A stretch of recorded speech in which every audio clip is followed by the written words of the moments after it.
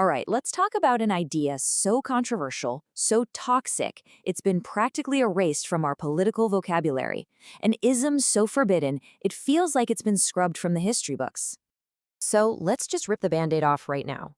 What if I told you that fascism, yeah, that fascism, was originally pitched as a radical, even purer form of socialism?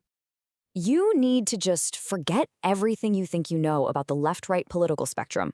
We are about to dive headfirst into an economic theory that declared war on both sides, a system that both capitalists and communists absolutely hate with a passion.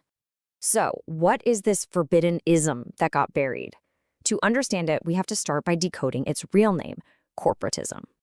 Okay, so at its core, corporatism is this: an economic system where the entire nation, and I mean everyone, every worker, every boss, every single industry, gets organized into these big interest groups. The original Italian word was corporazioni, which is more like the old medieval guilds, not corporations like Apple or Google. And the whole point? The state controls all of it to make sure everyone is working together for the national good. Now, this is super important. You have to get this straight right now. The word corporatism sounds a lot like corporatocracy, right? They are polar opposites, total enemies. In the theory of corporatism, the state is in charge, controlling big business for the nation. But in a corporatocracy, well, that's what people complain about today. That's when giant private corporations control the state for their own profits. Totally different goals, totally different outcomes. So where did this idea even come from? Well, you might be surprised. It has roots in Catholic social teaching. Way back in 1891, Pope Leo XIII looked around at the Industrial Revolution, at all the greed and chaos, and basically said, hey, capitalism has destroyed the old guilds that protected people. He saw workers as being left totally isolated and helpless. So corporatism was pitched as a way to bring back that sense of community, that social bond.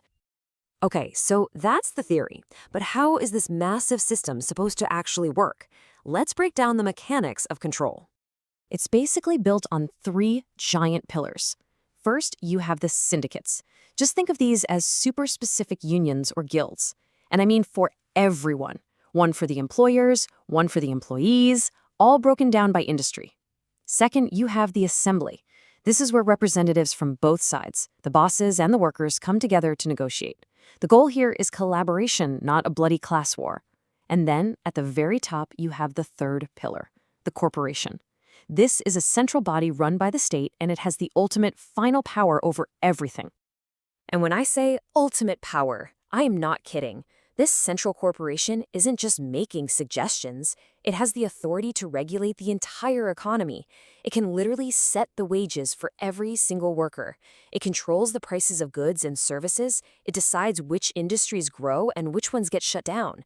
I mean, this is total, top-down, absolute control over the economic life of the nation. So you can probably guess that this level of absolute control means corporatism is on a collision course with its first major enemy, free market liberal capitalism. And the corporatist view of capitalism is, well, it's brutal. The argument is that capitalism is inherently anti-national. Why? Because a private corporation's #1 goal will always be maximizing profit. And that goal, they argue, will always be put ahead of what's best for the nation, its people, and its culture. And you know, this isn't just some abstract philosophical point. There was a huge study by Gillens and Page that looked at almost 2,000 different U.S. policy decisions over 20 years. And what they found was kind of mind-blowing. The desires of economic elites and big business groups, yeah, they had a massive impact on policy. But the desires of average citizens, it had little to no statistical impact, basically zero.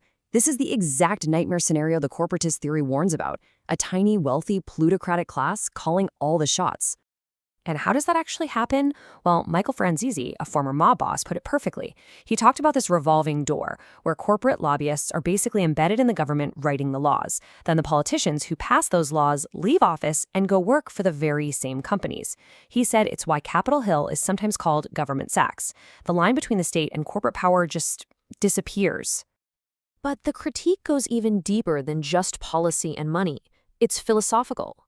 The source argues that capitalism atomizes society. It basically shatters communities, traditions, and social bonds by treating every single person as an isolated little agent, just out for themselves, what Adam Smith called our egoistic nature. Let's look at a really hot-button issue: immigration. From the corporatist perspective, capitalists push for mass immigration for one reason and one reason only: cheap labor, which drives down wages for native citizens. And the numbers they point to are pretty staggering. A Harvard study by George Borjas calculated the so-called immigration surplus. That's the net economic benefit that gets redistributed to native-born citizens. You want to know what it was? A tiny 0.2% of GDP. The argument is that the real benefit doesn't go to the nation, it goes straight into the pockets of big business. So corporatism wages war on capitalist self-interest. But it has an even deadlier enemy on its other flank: Marxism. Okay, so this is absolutely crucial. You just can't understand this ideology without getting that it is the mortal, sworn enemy of Marxism. They are fundamentally, completely, irreconcilably opposed. Corporatism's goal is class collaboration, getting everyone to work together for the nation. Marxism's goal is class warfare. The workers must violently overthrow the owners. For corporatism, the nation is the supreme, most important thing. For Marxism, the nation is just an obstacle that needs to be dissolved to create a borderless world. And listen, that's not me exaggerating. This is Vladimir Lenin, in his own words from 1920. He said, "We say that our morality is entirely subordinated to the interests of the class struggle." Think about that. Entirely subordinated. There's no higher good, not national unity, not God, not ethics. Nothing can get in the way of the class war. It's the exact opposite of the corporatist ideal of national harmony. But here's the massive flaw they point out in the Marxist experiment. According to the source, it never actually delivered on its promises. No Marxist state in history ever achieved that true socialism, that classless, stateless utopia. Instead of the state withering away like Marx predicted, it became more powerful than ever. They didn't get rid of classes, they just created a new ruling class of party bureaucrats. The whole thing, they argue, became a form of state capitalism. And here comes the crazy twist. The source uses a quote from Benito Mussolini himself to hammer this point home. He's looking at what's happening in the Soviet Union, and he basically says, yeah, you call that state capitalism? It's just state socialism turned on its head. He argued that in the end, whether you start from the left or the right, the result is the same: the total bureaucratization of the economic activities of the nation, a massive centralized state running everything. So, let's just pause for a second here. You've got a theory that claims to fix the soul-crushing greed of capitalism and avoid the bloody, destructive class war of communism. I mean, on paper, it sounds like the perfect third way, right? The ultimate solution? Well, this is where it gets really dark. Because this wasn't just some theory on a chalkboard. It wasn't just an idea in a book. It was real. They actually did it. And the regimes that put this very system into practice would go on to become the most infamous and horrifying in all of world history.